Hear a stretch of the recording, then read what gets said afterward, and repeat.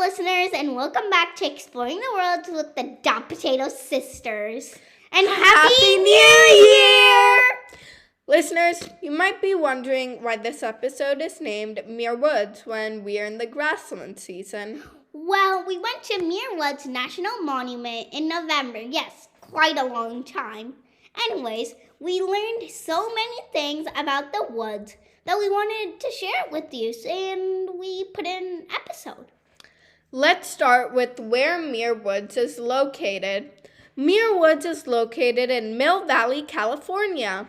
Muir Woods is known for their huge redwood trees.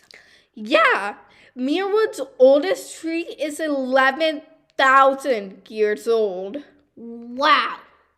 Did you know that the redwood trees have a type of acid called tannic acid, which makes them fire resistant and it protects the tree from harmful fungi and insects? Actually, if you look at the inside of a tree, it's going to be black because of the tannic acid. Whoa, let's dive deeper into the lives of redwoods. Have you ever wondered how trees reproduce?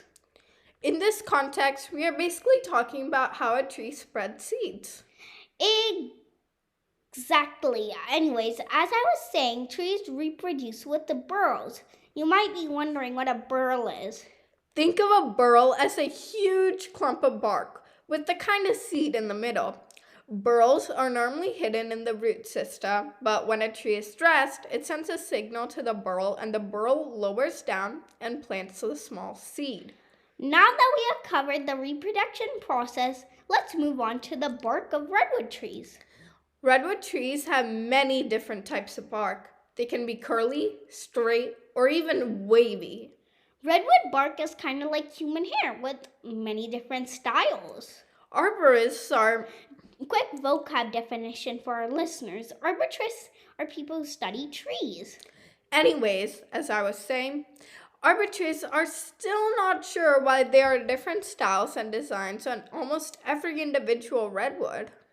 Yes, if you go to Muir Woods, you might notice a type of small plant near redwoods. Can you guess what it is? Here's a hint.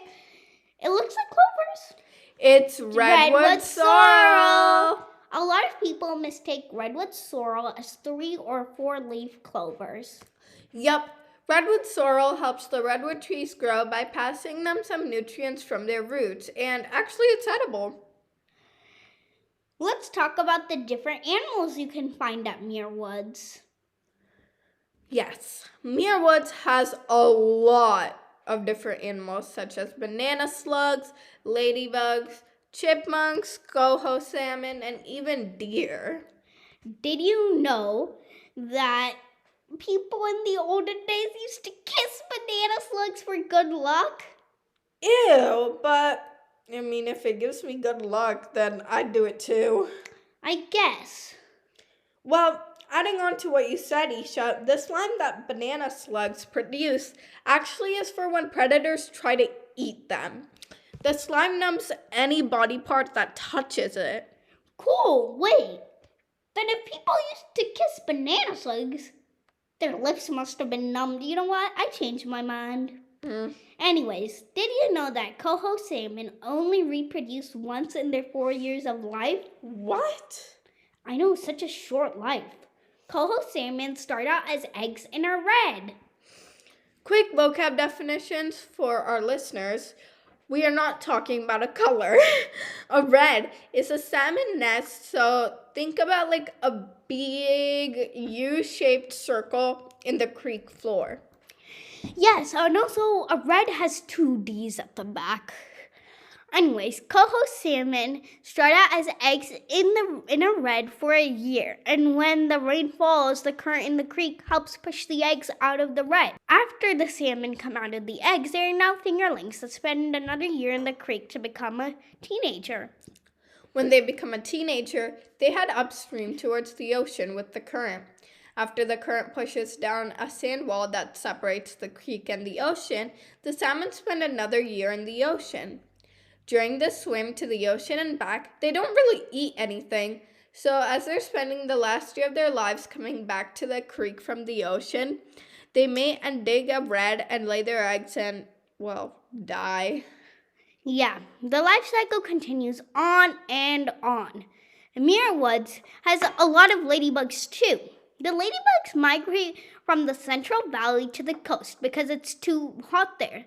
Ladybugs spend 4 to 5 months at Muir Woods and then start migrating back to the Central Valley. Just one species come to breed at Muir Woods. And they have many different kind of spots. Sometimes some ladybugs don't even have any spots. Their spots are kind of like human fingerprints, except humans always have fingerprints. Muir Woods are trying to help conserve these animals. For example, in 1930, Muir Woods made the mistake of building rock walls on the edges of the creek where coho salmon live. Because of this, the coho salmon had an unnatural habitat. Once they realized this, they removed the walls of rock in 2019. Soon, redwoods were put there for hiding places for salmon and to renaturalize the place. You can help too. You can help by not putting waste into your watershed, ocean, lakes, rivers, etc. You can also help by turning off the lights when you don't need them or turning off water when you don't need it. For example, when you brush, you don't leave the water running because that wastes water. Well, listeners, we hope you enjoyed this pop-up episode about Muir Woods. We also hope you visit it. Also, don't forget to write what you thought about this episode in the comments and follow us. One more thing, make sure you write what your favorite thing we talked about in the poll below. Listeners, if you have any animal or habitat you would like us to make an episode on, write it in the comments, please. We would love to hear from you. Yes.